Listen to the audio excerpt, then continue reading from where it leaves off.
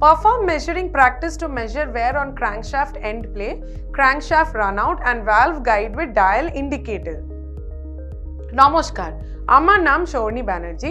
আমি আশা করি আপনারা সকলেই আজকের অধিবেশনের জন্য উৎসাহিত হয়ে আছেন। সাধারণত ইঞ্জিন চালানোর সময় উপাদানগুলির অভ্যন্তরীণ ঘর্ষণের কারণে ইঞ্জিনের পার্টসগুলো জীর্ণ হয়ে যায়। এর ফলে পারফরম্যান্স কম হয় এবং মাইলেজ কম দেয়। টেকনিশিয়ান এই জাতীয় অভিযোগ সহ একটি গাড়ি পেলে তিনি কিছু প্রাথমিক পরীক্ষা করে নিশ্চিত হন যে সমস্যাটি পার্টসগুলো জীর্ণ হয়ে যাওয়ার কারণে হয়েছে কিনা। নিশ্চিত হওয়ার পর টেকনিশিয়ান ইঞ্জিন ও তার যন্ত্রাংশ খুলে ফেলেন। তিনি মাইক্রোমিটার, ভার্নিয়ার ক্যালিপার ইত্যাদির মতো বিভিন্ন পরিমাপের যন্ত্র দ্বারা ইঞ্জিনের ক্ষয় হয়ে যাওয়া পার্টসগুলো নিরীক্ষা করেন। এখন আমরা দেখতে যাচ্ছি কিভাবে ডায়াল টেস্ট ইন্ডিকেটর দিয়ে ক্র্যাঙ্কশ্যাফট এন্ড প্লে এবং রানআউট ভ্যালভ গেট থেকে স্টেম ক্লিয়ারেন্স করতে হয়। এই প্রদর্শনের শেষে আপনি সক্ষম হবেন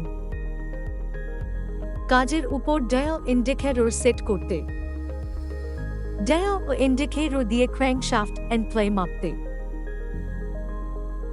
ডায়াল ও ইন্ডিকেটর দিয়ে ক্র্যাঙ্কশ্যাফট জার্নাল রানআউট মাপতে, ডায়াল ও ইন্ডিকেটর দিয়ে ভালভ স্টেম থেকে গাইড ক্লিয়ারেন্স মাপতে।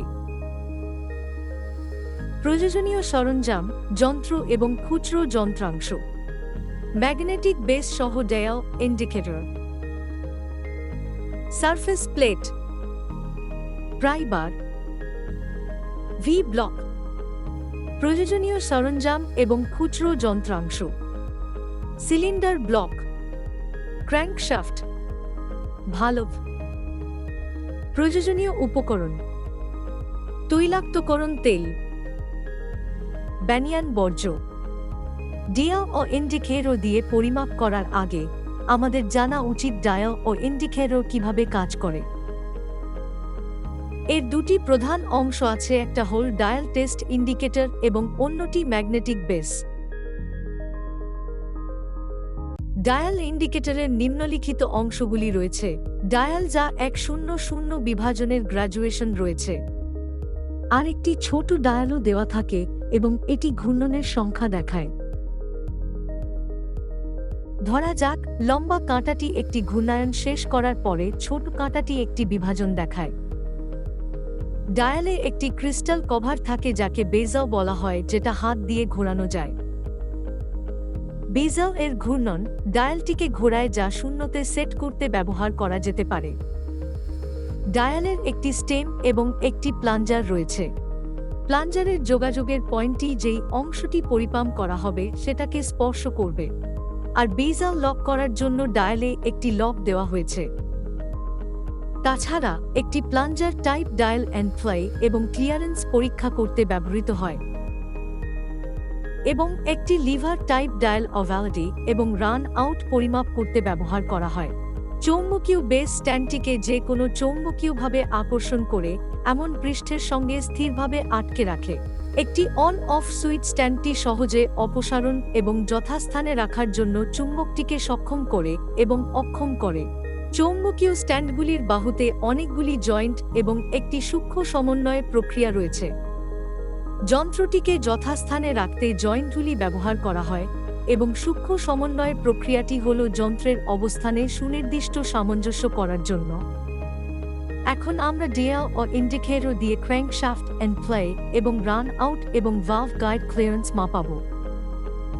Crankshaft end play crankshaft engine হাউজিংয়ের ভিতরে এবং বাইরে যেতে পারে, সবচেয়ে এমন ভিতরের দিকের এবং বাইরের দিকের দূরত্বের মধ্যে দূরত্ব।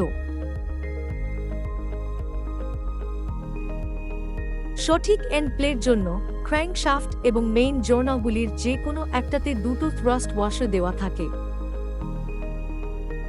এন্ড প্লে মাপার জন্য ক্র্যাঙ্কশ্যাফটকে সঠিক টর্ক দিয়ে টাইট করতে হবে। এবার ক্র্যাঙ্কশ্যাফটের পিছনের প্রান্তের কাছাকাছি সারফেসে ম্যাগনেটিক বেসটা লাগান। ডায়াল ইন্ডিকেটর প্লাঙ্গরে লাগান যাতে এটা ক্র্যাঙ্কশ্যাফট এর পিছনের দিকটা স্পর্শ করে। এবার ক্র্যাঙ্কশ্যাফট এবং মেইন জার্নাল এর মাঝখানে একটা প্রাই বার দিয়ে ক্র্যাঙ্কশ্যাফটের সামনের দিকটা ঘোরান। ডায়ালটি ঘোরান যতক্ষণ না ডায়ালের শূন্য কাঁটাটাকে নির্দেশ করে এবং তারপরে এটি লক করুন। এখন প্রায় বার ব্যবহার করে ক্র্যাঙ্কশ্যাফটটিকে ইঞ্জিনের পিছনের দিকে নিয়ে যান। লক্ষ্য করুন যে কাঁটাটি শূন্য থেকে বিচ্যুত হয়েছে কিনা এবং রিডিংটা নোট করুন। নির্মাতাদের স্পেসিফিকেশনের সাথে এই মানগুলি তুলনা করুন ও যদি এন্ড প্লেটি নির্দিষ্ট সীমার চেয়ে বেশি হয় তবে থ্রাস্ট ওয়াশারটি পরিবর্তন করুন। ক্র্যাঙ্কশ্যাফট জর্নালের ক্ষয় পরীক্ষা করুন। সারফেস টেবিলে দুটোই ব্লক রাখুন। হুইল ব্লকের উপর শাফট রাখুন এবং হুইল ব্লকগুলির মধ্যে দূরত্ব এমনভাবে অ্যাডজাস্ট করুন যাতে হুইল ব্লকের দুপাশের শাফট তার মোট দৈর্ঘ্যের 1/10 বেশি ওভারহ্যাং না করে। সারফেস টেবিলে চৌম্বকীয় বেস সহ ডায়াল ইন্ডিকেটর রাখুন। শাফটের মাঝখানে ডায়াল ইন্ডিকেটরটা আনুন। শাফটে ডায়াল ইন্ডিকেটরের কাঁটাটি পুশ করুন যাতে কাঁটাটা কিছুটা ডিফ্লেকশন দেখায়।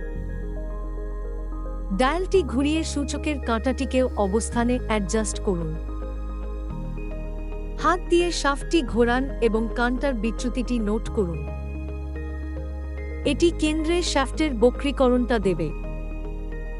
উপরের পদক্ষেপগুলি 3টি জায়গায় পুনরাবৃত্তি করুন যাতে শাফটের সম্পূর্ণ দৈর্ঘ্যটা কভার করা যায়। সমস্ত জায়গায় সবচেয়ে বেশি ক্ষয়গুলো নোট করুন। ভালভ গাইডগুলির ক্ষয় পরীক্ষা করুন। ভালভ স্টেম থেকে গাইড ক্লিয়ারেন্স চেকিং সম্পাদন করতে সারফেস প্লেটে সিলিন্ডার হেড রাখুন। ভালভ গাইডের মধ্যে ভালভ ঢোকান। মনে রাখবেন যে ভালভ এবং ভালভ গাইডটি অদলবল করা উচিত নয়। উদাহরণস্বরূপ সিলিন্ডার হেডের একম এক্সস্ট ভালভ গাইডে একম এক্সস্ট ভালভেই রাখা উচিত। সিলিন্ডার হেডের মুখে ম্যাগনেটিক বেস সমেত ডায়াল ইন্ডিকেটরটা রাখুন। প্লাঞ্জারের যোগাযোগের পয়েন্টটি সেট করুন যাতে কেবল ভালভ মার্জিনটি স্পর্শ করে। ভালভটিকে ডায়াল ইন্ডিকেটর থেকে যতদূর সম্ভব রেডিয়ালের দিকে সরান। ডায়ালটি শূন্যতে নির্দেশ না করা পর্যন্ত ঘোরান এবং তারপরে এটি লক করুন। ভালভটিকে ডায়াল ইন্ডিকেটর থেকে যতদূর সম্ভব রেডিয়ালের দিকে সরান। ডায়াল ইন্ডিকেটর এর নড়াচড়ার দূরত্ব নোট করুন এবং এটি রেকর্ড করুন। আমরা এই পাঠের শেষের দিকে এসে পৌঁছেছি, সুতরাং আমরা যা যা শিখেছি সেটা একবার দেখে নেওয়া যাক। কাজের উপর ডায়াল ইন্ডিকেটর সেট করতে, ডায়াল টেস্ট ইন্ডিকেটর দিয়ে ক্র্যাঙ্কশ্যাফট এন্ড প্লে মাপতে, ডায়াল টেস্ট ইন্ডিকেটর দিয়ে ক্র্যাঙ্কশ্যাফট জার্নাল রান আউট মাপতে, ডায়াল টেস্ট ইন্ডিকেটর দিয়ে ভ্যালভ স্টেম থেকে গাইড ক্লিয়ারেন্স মাপতে। আশা করি আপনার এই বিষয়ে একটা পরিষ্কার ধারণা হয়ে গেছে। আপনার প্রশিক্ষকের সাহায্যে এই অনুশীলনটি করুন। ধন্যবাদ।